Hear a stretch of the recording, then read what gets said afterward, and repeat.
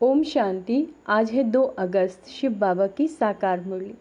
आज बाबा कहते हैं, मीठे बच्चे अमृत वेले उठ मेडिटेशन में बैठो, विचार करो मैं आत्मा हूँ, हमारा बाबा बागवान है, वही खिवैया है, मैं उसकी संतान हूँ। मालिक बन ज्ञान रत्नों का सिमरन करो। प्रश्न, किस एक बात का महत्व दुनिया में भी है तो बाप के पास भी है? उत्तर है दान का।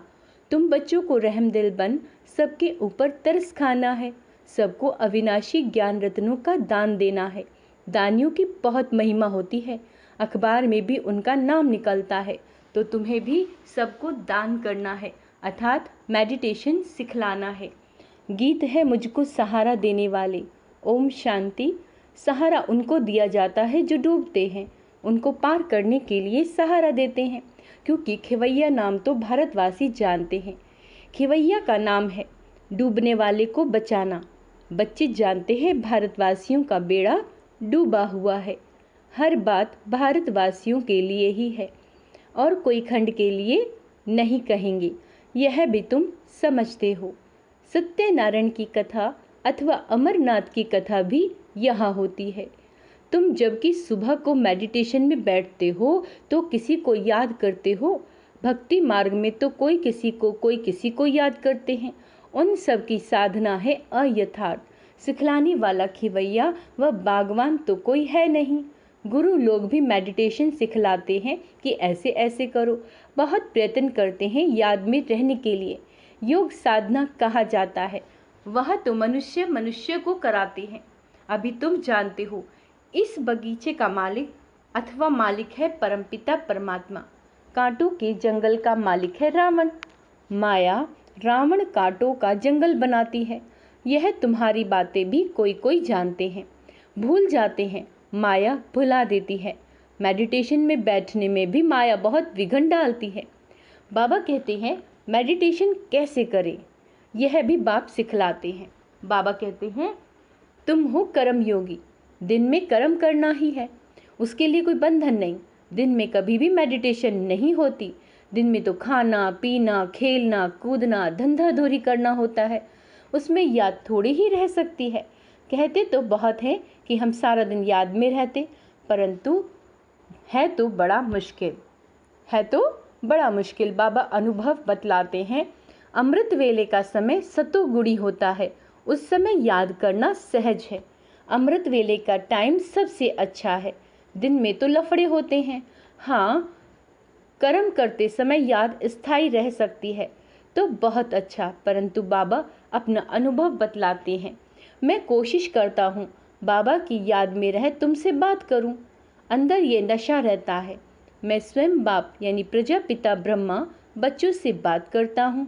मैं स्वयं मनुष्य सृष्टि का बाप हूँ, ऐसा समझने से नशा चढ़ता है। बाकी मैं आत्मा हूँ, परम पिता परमात्मा बाप को याद कर बात करूँ, यह याद बड़ा मुश्किल रहती है। बाबा अनुभव बतलाते हैं, बाप सिखलाते भी हैं। यह तो जानते हैं हम बागवान हैं।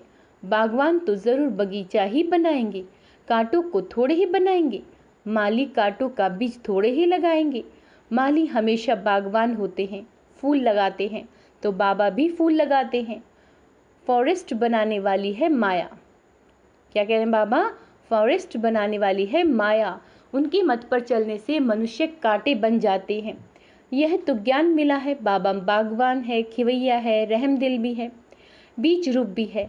रात को जब बैठते हैं तो ख्याल चलता है, यह कितना बड़ा बगीचा है, पहले कितना छोटा था। तो योग के साथ साथ ज्ञान भी चाहिए। मनुष्यों के पास ज्ञान तो कुछ भी नहीं। अनेक प्रकार के योग लगाते हैं, किसी न किसी की याद में बैठते होंगे। ज्ञान की बात ही नहीं, काली माँ की याद में बैठे होंगे तो सिर्फ काली की शक्ल ही सामने आएगी। जगदम्बा की याद करते होंगे तो जगदम्बा नजर आएंगी, वो है भक्ति मार्ग। न बाप की याद न वर्षे की याद। भक्ति बहुत तरीके से करते हैं, माला फेरते रहते हैं, कोई तो गुप्त फेरते हैं। हमारी भी है गुप्त माला। हमारी कैसी है? गुप्त माला। तो यह है रस्म रिवाज, भक्ति मार्ग में कितना चलाते हैं। बाबा को छोटेपन का अनुभव है, जैसे बाप फेरते थे हम भी उनको देख एक कोठरी में बैठ माला फेरते थे, राम राम कहते थे, बस ज्ञान कुछ भी नहीं। अभी तुम बच्चों में भी ज्ञान है। अमृत वेले इस मेडिटेशन में बैठने की आदत पड़ जाए तो बड़ा मज़ा आएगा। बाबा अपना अनुभव बतलाते हैं। ज्ञान में भी रमण करते रहते हैं। कितना बड़ा बगीचा है, पहले छोटा था, बीज भी याद आया, बगीचा भी याद आया। कैसा बगीचा बनता है? बाबा में भी ये ज्ञान है, हमारे में भी ये ज्ञान है। सारा झाड़ बुद्धि में आ जाता है, अंदर चलता रहता है। इसको मेडिटेशन कहा जाता है। बाप को भी खुशी, ज्ञान की भी खुशी रहती है, दोनों चीज़ें याद आती हैं। वह तत्वज्ञानी ऐसे मेडिटेशन में नहीं बैठते, उनको तो ज़रूर तत्व ही याद आएगा, बस तत्व में लीन हो जाना है। रचयिता और रचना का तो उन्हों को पता ही नहीं, तो उन्हों की और तुम बच्चों की बात और है। बाबा बीज रूप है, हमको ये नॉलेज रात को बैठने से अच्छे अच्छे ख्यालात आएंगे। समझ सकते हैं भक्ति मार्ग में क्या क्या करते थे, कितने हठ योग आदि सिखलाते थे। अभी तो समझ मिली है, बाप को याद करने से उनकी सारी रचना झाड़ याद आ जाती है। हम 84 जन्मों का चक्र लगाकर आए हैं, अभी हम जाते हैं वापस। ये ड्रामा का चक्र फिरता रहता है। ज्ञान धन को भी याद करते हैं, धन देने वाले को भी याद करते हैं। जितना याद में रहेंगे उतना अवस्था परिपक्व होती जाएगी। तुम किसी को भी समझा सकते हो मेडिटेशन में हम कैसे बैठते हैं। मनुष्यों को तो अनेक प्रकार की मत मिलती है, फलाने को याद करो। यहाँ हम सब एक मत पर हैं, एक की ही याद में रहते हैं। छोटे बड़े बूढ़े सबको एक ही मत मिलती है। मेडिटेशन में तो बाबा क्या कह रहे हैं, मेडिटेशन में तो बैठना होता है ना। हम आत्मा से परमात्मा तो हो नहीं सकते।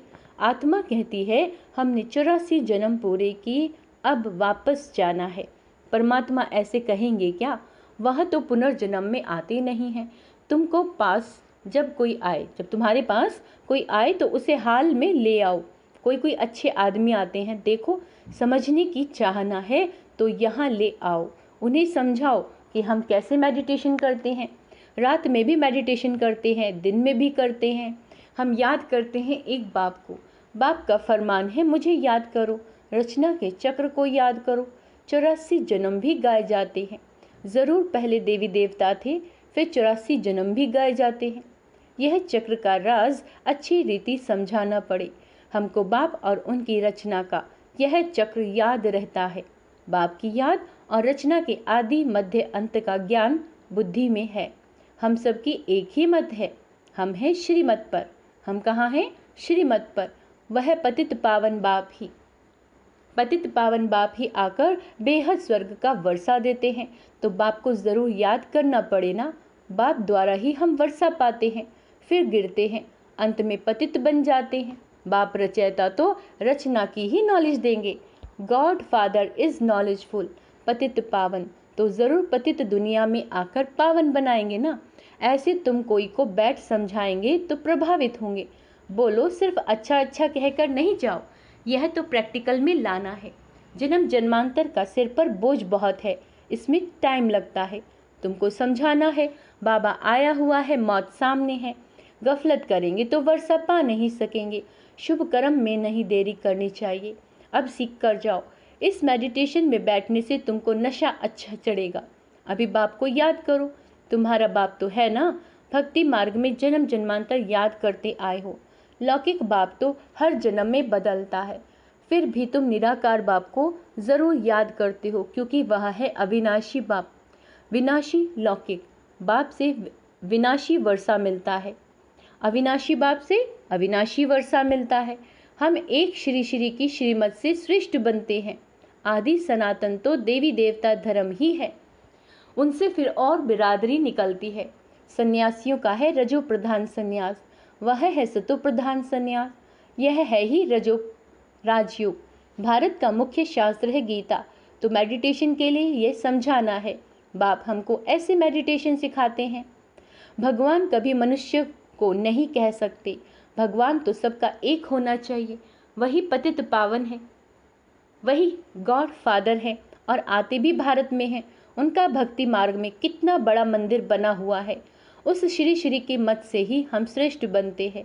इन बातों को बैठ समझो।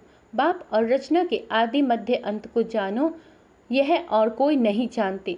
सत्युग की आयु ही इतनी बतलाते हैं। पहले झाड़ नया होता है तो उसको स्वर्ग कहेंगे, फिर वह जड़ जड़ीभूत हो जाता है।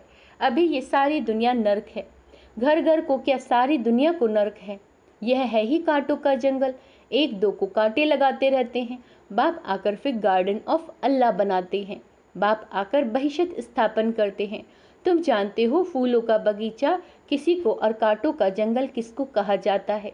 तुम दैवी फूल बन रहे हो तो चिंतन चलता रहना चाहिए। बाबा में भी यह नॉलेज है, बच्चों में भी यह नॉलेज है।